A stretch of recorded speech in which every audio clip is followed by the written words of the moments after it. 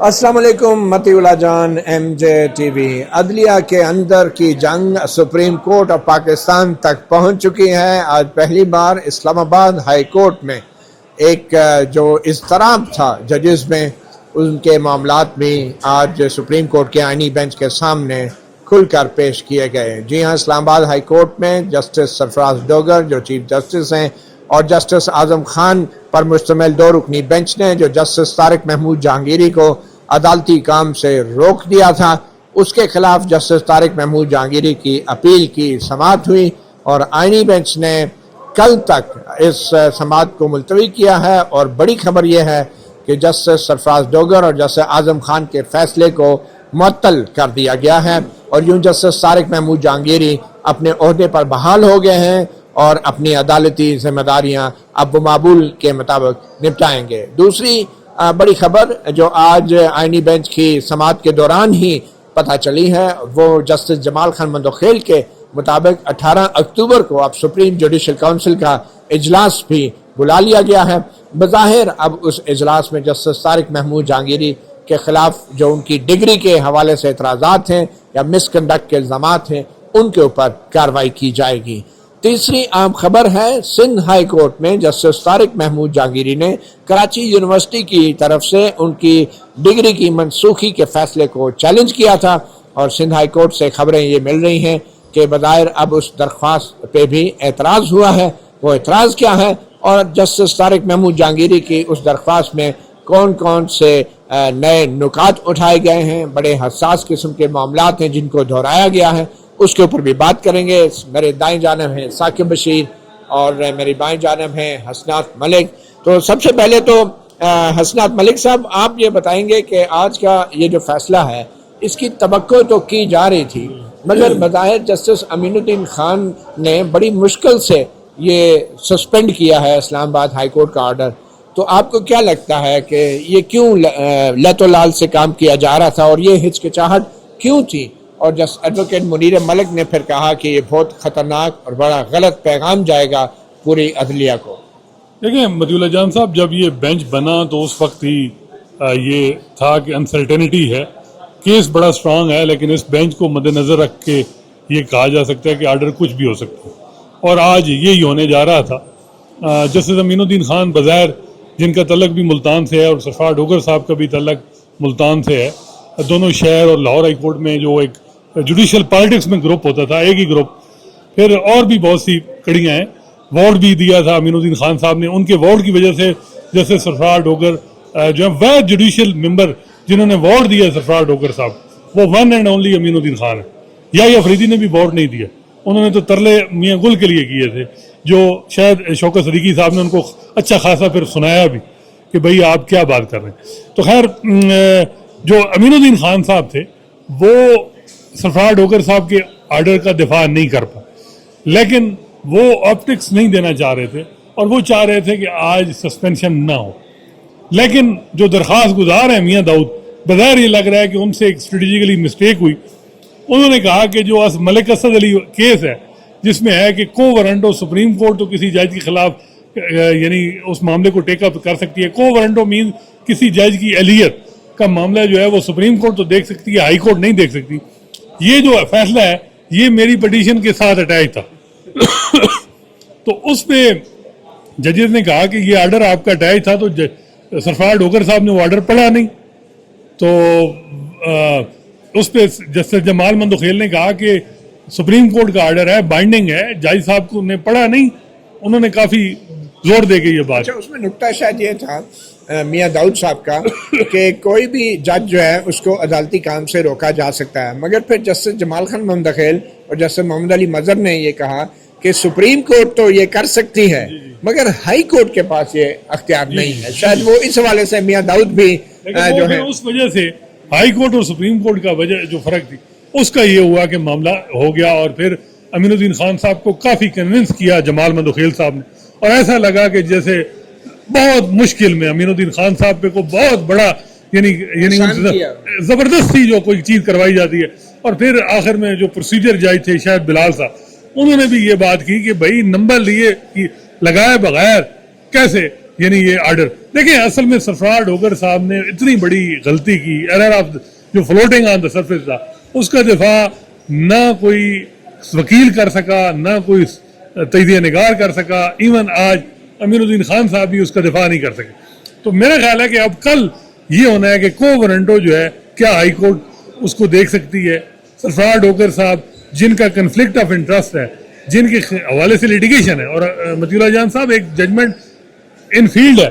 آپ کو یاد ہوگا کہ قاضی فائسہ کے حوالے سے جو گلزار احمد تھے انہوں نے ایک ججمنٹ دی تھی، اور اس میں سیگنیٹری اور چارج آئے تھے، مشیر عالم تھے، اعجاز الاحسن تھے، عمر عطا بدیال تھے، کہ عمران خان کے اور قاضی فائسہ کی لیٹیگیشن چل رہی ہے، اور بہتر ہے کہ قاضی فائسہ ٹرانسپیرنسی کا تقاضا ہے، پارشلٹی کا تقاضا یہ ہے کہ عمران خان کے متعلقہ کیسز قاضی فائسہ نہ سنیں. یہ ایک آبزرویشن تھی، یہ وہ اس میں آرڈر میں تھی.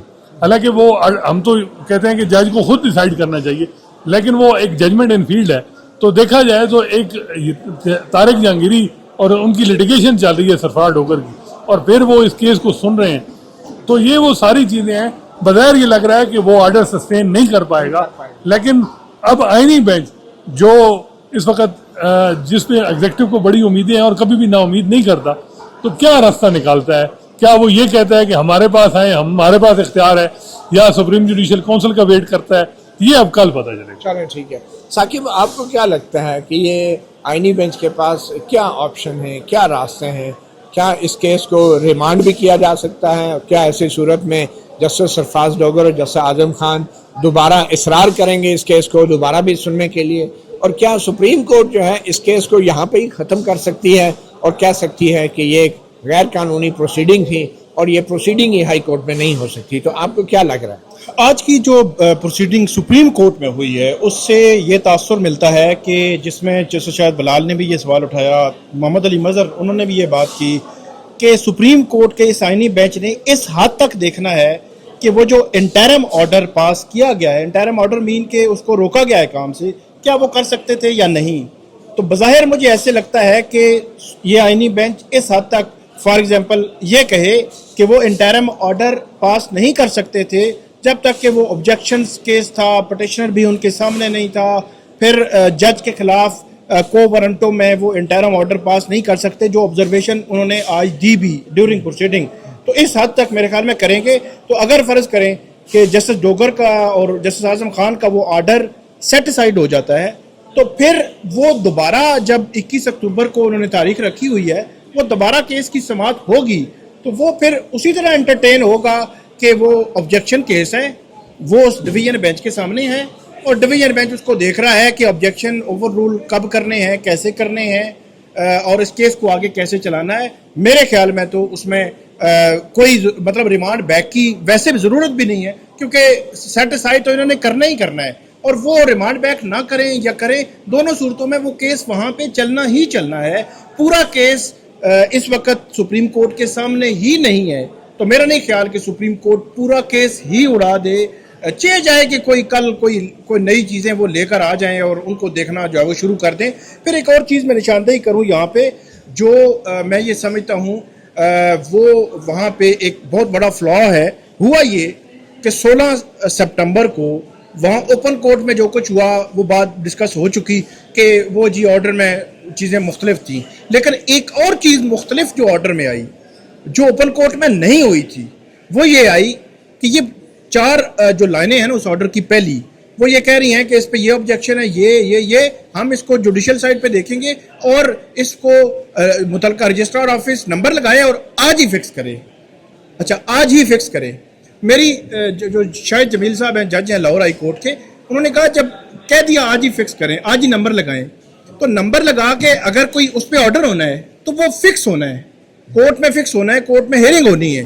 تو وہ انہوں نے کیا کہ مطلب اٹھ کے چلے گئے، نمبر لگ گیا، اور نمبر لگنے کے بعد آرڈر آ گیا، اور آرڈر میں انہوں نے ذکر کر دیا. وہ اٹھ کے تو نہیں گئے تھے؟ نہیں، نمبر جو ہے وہ اٹھ کے گئے، اس کے بعد جو برانچ ہے اس نے نمبر لگایا. یہ میں نے انفارمیشن لی ہے وہاں سے. تو جب نمبر بعد میں لگا ہے تو اٹ مین کہ بعد میں کوئی ہیئرنگ بھی نہیں ہوئی.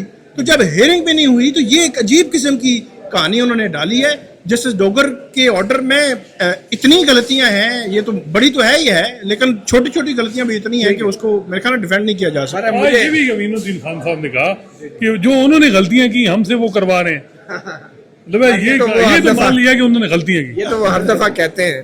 बहरहाल इसमें अहम नुकता ये है कि चीफ जस्टिस सरफराज डोगर के ऑर्डर में कहा गया था कि क्योंकि ये मैटर पेंडिंग है जुडिशल काउंसिल के अंदर, तो इसलिए जुडिशल काउंसिल के फैसले तक जो है अदालती काम से रोका जाता है। इसका मतलब है वो अदालती काम से रोकने की हद तक तो सुप्रीम कोर्ट ने आज सस्पेंड कर दिया मामला, जस्टिस जहांगीरी काम जारी रखेंगे। मगर हम देख रहे हैं कि अब जुडिशल काउंसिल का इजलास भी 18 तारीख को तलब कर लिया गया, 18 अक्टूबर को। अब लगता ये है कि जब 21 तारीख इस्लामाबाद हाई कोर्ट में दोबारा ये समाअत होगी तो असूली तौर पे होना तो ये चाहिए कि चीफ जस्टिस सरफराज डोगर और जस्टिस आजम खान को ये मामला डिस्पोज ऑफ कर देना चाहिए, क्योंकि जुडिशल काउंसिल ने इसका नोटिस ले लिया है। मगर इसके बावजूद भी अगर वो डिस्पोज ऑफ नहीं करते तो इसका मतलब ये है कि ये पैरेलल प्रोसीडिंग चलाने की कोशिश की जाएगी और जुडिशल काउंसिल पे असरअंदाज होने की कोशिश की जाएगी। और इसका मैं समझता हूँ जुडिशल काउंसिल को भी बतौर एक आईनी अदारा नोटिस लेना चाहिए, मगर सुप्रीम कोर्ट को भी कल अपना अगर इस मामले को निपटाती है तो उनको ये ऑब्जर्वेशन देना चाहिए सुप्रीम कोर्ट को कि क्योंकि जुडिशल काउंसिल ने नोटिस ले लिया है तो जुडिशल काउंसिल के नोटिस के बाद अब इस्लामाबाद हाई कोर्ट में भी किसी किस्म की कार्रवाई नहीं होगी। को वारंटो जब आज जज कह रहे हैं कि इस्लामाबाद किसी हाई कोर्ट के पास इख्तियार नहीं है तो फिर कैसे की तारीख करेगी? मेरा ख्याल है कि दो चीजें थी ना। डोगर साहब का मकसद ये था कि सुप्रीम जुडिशल काउंसिल को सेंसिटाइज किया जाए, वो एक्टिवेट हो। दूसरा, सिंध हाई कोर्ट में उस दिन गलती ये हुई कि स्क्रिप्ट के मुताबिक उनको 11 तारीख वो ऑर्डर विकेट होना था, जो नहीं हुआ। फिर नाइक साहब को घर से कहा गया कि जी आप 15 तारीख एक दरखास्त दें कि मैं पाकिस्तान बार काउंसिल का नुमाइंदा नहीं हूँ, के आगा साहब आप सुन लेंगे। अब के आगा साहब क्या कोई जरूरी था कि उस केस को सुने? और उनके ऑर्डर को देख के रिटर्न अब समझ आ गई है कि आगा से क्यों कहा जा रहा था कि आप बेंच नंबर 1 सुनेंगे। लेकिन फारूक नाइक की क्या रिश्तेदारी है के आगा से? वो जो दूसरे उनके डिवीजन बेंच हैं अदनान मेमन, वो उनके जूनियर थे। तो उन्होंने कहा, ये जब केस शुरू में लगा तो नाइक साहब ने कहा जी ये जूनियर है, अदनान मेमन ने कहा जी वो सीनियर है नाइक साहब, तो ये केस किसी और के बेंच में ट्रांसफर कर। तो नाइक साहब से अब दरखास्त दिलाई गई, 30 का केस 25 को लगा, वो स्टे विकेट हो गया। अब मसला ये है कि डिग्री वाला मामला सिंध हाई कोर्ट में चल रहा है। यहाँ जो है मामला दो इश्यूज हैं। कल आर्डर 2 किस्म के हो सकते हैं। एक ये है कि जी हाई कोर्ट के पास इख्तियार नहीं है, को वारंटों का सुप्रीम कोर्ट के पास इख्तियार है। एक किस्म का दरखास्त गुजार को बता दिया जाए कि आप इधर हैं हमारे पास, हम जो बैठे हैं आप किधर जा रहे हैं। दूसरा ये है कि सुप्रीम जुडिशल काउंसिल को यानी 18 को वो केस बज़ाहिर ये लग रहा है कि जहांगीरी साहब के मामले में अगर सुप्रीम जुडिशल काउंसिल थोड़ा प्रोलॉन्ग करेगी तो यहाँ जो आईनी बेंच बैठा है जो कह रहा है कि हम को वारंट, तो ये पैरेलल एक तलवार उन पे लटकाई जाएगी कि जी हम भी बिल्कुल फिर तैयार बैठे हैं। तो असल मामला जो है याही अफरीदी साहब उन्होंने लंबी डेट दी है, मेरा ख्याल है कि 18 तारीख। ये थोड़ा सा देखें कि उन्होंने थोड़ा लंबा क्यों दिया केस को। इसकी वजह भी एडवोकेट मुनीर मलिक के साथ मैंने डिस्कस की और उसकी तरफ भी आते हैं, लेकिन पहले मैं सुप्रीम कोर्ट की कल की मुमकिन कार्रवाई के ऊपर रहूँगा। उसमें एक और बहुत दिलचस्प बात हुई है। आज सुप्रीम कोर्ट ने अपने ऑर्डर में अटॉर्नी जनरल ऑफ पाकिस्तान को और ऑर्डर 27 के तहत नोटिस दिया है, जिसमें अटॉर्नी जनरल एक गैर जानबदार जो है एक मुआवन के तौर पे सुप्रीम कोर्ट की मुआवनत करेंगे। अब देखना यह है कि अटॉर्नी जनरल ऑफिस जो है इस मामले में क्या पोजीशन लेता है, कि क्या वो हुकूमत की लाइन टो करेगा जो हुक्मरान जमात की लाइन है, या मियाँ दाऊद की लाइन है, या वो फिर एक इंडिपेंडेंट अपनी राय देंगे। अटॉर्नी जनरल ऑफिस की तरफ से additional attorney general Aamir Rahman जो हैं वो पेश होंगे और आज भी उन्होंने अपना नोटिस जो है वो बल्कि खड़े होके उन्होंने कहा मुझे इंस्ट्रक्शन नहीं है नोटिस लेने की या ना लेने की, जिस पे जस्टिस जमाल खान मंदोखेल ने कहा कि ये नोटिस वेव करने के लिए इंस्ट्रक्शंस की ज़रूरत नहीं होती। तो बहरहाल अब उन्हें ऑर्डर 27 के तहत जब नोटिस हो गया है तो यकीनन ये बड़ी दिलचस्प बात होगी कि क्या एडिशनल अटॉर्नी जनरल जो हैं आमिर रहमान या फिर attorney general barrister Mansoor Usman Awan क्या हाई कोर्ट के जस्टिस तारिक महमूद जहांगीरी की जो मुअत्तली है या अदालती काम से रोकने की जो हुक्म है उसकी हिमायत करेंगे या उसकी मुखालफत करेंगे। तो ये बड़ी दिलचस्प कल सिचुएशन क्रिएट हो सकती है अटॉर्नी जनरल ऑफिस की। देखें, लेकिन अब वो ऑर्डर 27 के तहत आमिर रहमान की हद तक आएंगे, हो सकता है अटॉर्नी जनरल पेश हो जाए। माशाल्लाह इस वक्त جو مائنڈ سیٹ ججز کا بیٹھا ہے برجمان ہے اعلیٰ عدلیہ میں, تو اتنا اٹارنی جنرل کو تردد کرنے کی ضرورت نہیں ہے کہ وہاں وہ آج ہی فیصلہ بظاہر یہ لگ رہا ہے کہ وہ اس طرف جا رہا ہے. معاملہ تھا سپریم. اب یہ ایک چیز ہے کہ جو مجھے لگ رہا ہے کہ 18 کو سپریم جوڈیشل کونسل کی میٹنگ, سپریم کورٹ بار کے الیکشن ہو رہے ہیں نومبر میں, اور یہ ایشو بھی ساتھ جو ہے وہ بار میں ڈسکس. آج آپ نے دیکھا کہ اسلام آباد بار کے دونوں دھڑے جو ہے وہ جسٹس طارق جہانگیری کے ساتھ سالیڈیرٹی کے لیے, یعنی دونوں جو سرکردہ رہنما تھے وہ آئے ہوئے تھے. واجد گیلانی بھی آئے. یہ بھی دیکھیں نا, اب امین الدین خان صاحب کے لیے یہ بھی بے بسی تھی کہ بھائی واجد گیلانی صاحب بھی آ گئے. تو مسئلہ یہ ہے کہ یہ جب اس قسم کی صورتحال ہے, بظاہر یہ لگ رہا ہے کہ باہر کے الیکشن پہلے ہی انڈیپینڈنٹ گروپ کہہ رہا ہے کہ 27ویں ترمیم اور جہانگیری صاحب کا معاملہ باہر کے الیکشن کے بعد اٹھائے. تو یہ مجھے لگ رہا ہے کہ معاملہ میں بھی نومبر کے بعد, لیکن جو فیصلہ ساز ہیں وہ جنہوں نے فیصلہ کرنا ہے وہ کیا کہتے ہیں, اصل تو وہ بات. چلیں اب جوڈیشل کونسل کا جو اجلاس ہے اس کے اندر کیا ہوگا, اس حوالے سے میں نے آج ایڈوکیٹ منیر ملک سے بھی سوال کیا تھا, اور ان سے میں نے خاص طور پہ پوچھا کہ یہ اتنی تاخیر سے جو تاریخ رکھی گئی ہے 18 اکتوبر کی, اس سے پہلے کیا ہوگا. تو ان کی باتوں سے ایک چیز واضح ہو گئی کہ سپریم جوڈیشل کونسل میں جب کوئی شکایت آتی ہے تو جو سپریم جوڈیشل کونسل ہے یا اس کے جو سربراہ ہیں وہ سینئر ترین جج کو, روایت یہ ہے کہ کسی ایک رکن کو سپریم کورٹ کے ججوں میں سے کسی ایک کو وہ ٹاسک دیتے ہیں کہ بھئی یہ جو شکایت ہے آپ اس کے اوپر ایک ابتدائی رپورٹ پیش کریں. ابتدائی انکوائری رپورٹ مارک ہو جاتی ہیں, تو توقع کی جا رہی ہے کہ 18 اکتوبر تک یہ انکوائری رپورٹ مارک کر دیں گے یا تو چیف جسٹس یا آفریدی, اور ٹریڈیشن یہ ہے, روایت یہ ہے کہ وہ سینئر ترین جج کے پاس مارک ہوتی ہے.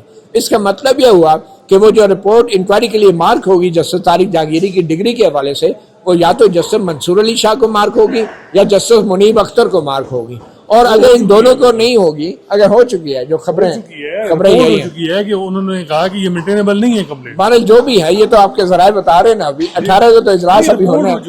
نہیں اجلاس ہونا ہے کیوں جی ثاقب صاحب. سیکنڈ رپورٹ کس کو مارک ہوئی ہے؟ وہ مارک ایک جج صاحب کو ہی یہ نہیں پتا. نہیں یہ نہیں پتا آپ کون سے سینئر تھے, منیب صاحب تھے یا منصور علی شاہ تھے. بظاہر منیب صاحب ان دونوں میں سے ہوگی, وہ خود بھی کر سکتے ہیں چیف جسٹس خود بھی.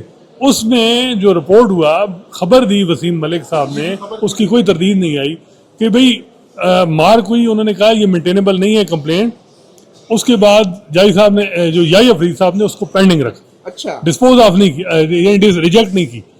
تو یائی افریدی صاحب کا بھی ہے کہ اگر ایک جج کو آپ نے معاملہ بھیجا اور اس نے کہہ دیا کہ یہ مینٹینیبل نہیں ہے تو آپ کیسے بھیجیں گے؟ بارہ یہ بڑی دلچسپ صورتحال ہے. جو بیلنس آف پاور ہے وہ اصل چیف جسٹس یائی افریدی کے ہاتھ میں ہے, اور جو ہائی کورٹ کے 2 چیف جسٹس ممبر ہوتے ہیں جوڈیشل کونسل کے, اب ان کے اور چیف جسٹس یائی افریدی اگر وہ تینوں مل جاتے ہیں تو پھر اس رپورٹ کے باوجود بھی جوڈیشل کونسل کارروائی کر سکتی ہے. وہ انیشل انکوائری رپورٹ کو ریجیکٹ بھی کر سکتی ہے, بھی کروا سکتے ہیں.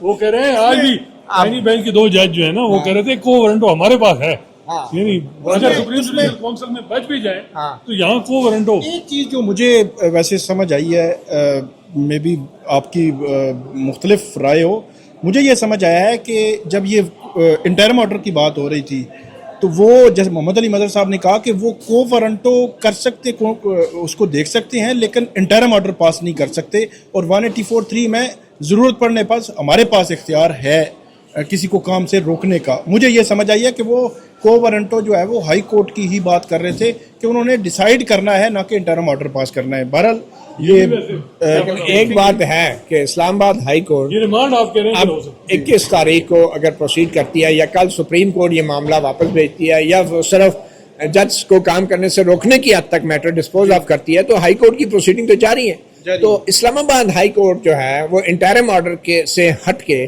فائنل آرڈر جو کر سکتی ہے, اس میں ایک بڑا آپشن اسلام آباد ہائی کورٹ کے پاس یہ ہے کہ وہ یہ ڈیسائیڈ کرے کہ کیونکہ یہ معاملہ ہائی کورٹ کے جج سے متعلق ہے تو یہ معاملہ جوڈیشل کونسل اس کو آلریڈی دیکھ رہی ہے اور اجلاس بھی طلب کر لیا گیا ہے. اور قانون کی بات کر رہے ہیں نا, یہ آپ جو بات کر رہے ہیں, حسنات ملک صاحب بات کر رہے ہیں, یہ آئین اور قانون کی بات کر رہے ہیں.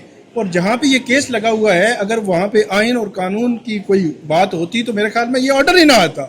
اگر یہ آرڈر آ گیا ہے تو پھر آپ اور بھی بہت سارے آرڈرز کی توقع رکھیں. ثاقب صاحب کہہ رہے ہیں نا کہ کو وارنٹو, ویسے میری ایک سینئر قانون دان سے بات ہوئی, وہ کہتے ہیں جی ہائی کورٹ کے پاس اختیار نہیں ہے, بعد میں ججمنٹ آئی تھی سپریم کورٹ کے پاس. ایون ابھی جمال مندوخیل صاحب کا آرڈر ہے لیکن اس میں محمد علی مظہر صاحب نے نہیں سائن کیا, انہوں نے کہا میں سیپریٹ. اگر یہ محمد علی مظہر صاحب آپ سمجھ رہے ہیں کہ یعنی آپ کی بات ٹھیک ہے کہ وہ کر سکتے ہیں تو پھر یہ معاملہ ریمانڈ کریں گے کہ اور یہ بھی کہہ سکتے ہیں کہ ایکسپیڈائٹ کریں, جلدی کریں, 22 سے پہلے. مجھے تو ایک بات سمجھ نہیں آتی کہ اس میں ریمانڈ کرنے والا تو کوئی سوال ہی نہیں ہے. اس میں تو سمپل یہ ایشو ہے کہ وہ جو عدالتی کام کرنے سے ایک جج کو روکا گیا ہے وہ صحیح ہے یا غلط, اور کیا ریمانڈ کرنے کا مطلب یہ ہوگا کہ جو اسلام آباد ہائی کورٹ ہے وہ دوبارہ یہ فیصلہ کرے کہ عدالتی کام سے روکا جائے یا نہ روکا جائے. یہ تو ریمانڈ کا یہ مطلب ہوگا. اس میں تو ریمانڈ والی کوئی چیز ہے ہی نہیں ہے. اس میں تو انہوں نے سمپل ڈسپوز آف کرنی ہے, ایکسیپٹ کرنی ہے اپیل, کیونکہ اپیل بھی تو صرف عدالتی کام سے روکنے کے خلاف ہے, کوئی مین کیس کے اوپر تو اپیل ہے ہی نہیں ابھی. یہ بھی ہے کہ وہ جج صاحب خود کیسے سن سکتے ہیں, وہ جو کنفلکٹ آف انٹرسٹ ہے ڈوگر صاحب, چلے وہ بھی ہے, ٹھیک ہے, اس کو میرے خیال میں وہ کہیں گے جج پہ چھوڑ دیں کہ وہ چھوڑتے ہیں, بینچ سے ہٹتے ہیں. وہی میں نے آپ کو کہا کہ آپ آئین اور قانون کی ڈسکشن کر رہے ہیں, تو آئین اور قانون تو وہ وہاں پہ اگر ہوتا تو اس دن کیس ہی نہ سنتے وہ. ہم عین الدین خان کی ڈسکشن نہیں کر رہے ہیں, ہم جسٹس امین الدین خبر ہے سندھ ہائی کورٹ سے وہاں پہ جسٹس جہانگیری کی پٹیشن پر اعتراض عائد کیا گیا ہے, اور ذرائع یہ بتا رہے ہیں کہ اعتراض یہ ہے کہ آپ 1 سال بعد کیوں آئے ہیں. تو جسٹس جہانگیری ایک سٹنگ جج, ان کو ہٹا دیا گیا, مطلب ایک ہٹانے کی کوشش ہو رہی ہے, ان کو کام سے روک دیا گیا, وہ کراچی گئے, ان کو سنا نہیں گیا. اب رجسٹرار آفس نے اعتراض لگا دیا ہے. ویسے ایک بات ہے متی صاحب, رجسٹرار آفس کے پاس کسی میاں بیوی کے ازدواجی تعلقات کی کوئی پٹیشن کو تیسرا شہری لے کر آئے, اس پر رجسٹرار آفس اعتراض نہیں لگاتا. یار یہ تو ان کا پرسنل میٹر ہے نا, اس پر رجسٹرار آفس اعتراض نہیں لگاتا. کیونکہ انہوں نے کھیلنا ہے اس کے ساتھ, اس کو ایک بیانیہ بنانا ہے, اس کو خراب کرنا ہے اس سارے معاملے کو. لیکن اس پر اعتراض لگا رہے ہیں کہ ایک جج ہے جناب, مطلب ایک ہی وہ مینٹلٹی تو ایک قسم کی ہے نا. تو کہنے کا مقصد یہ ہے کہ اس پر اعتراض لگا. بہرحال اعتراض تو اوور رول ہو جائے گا.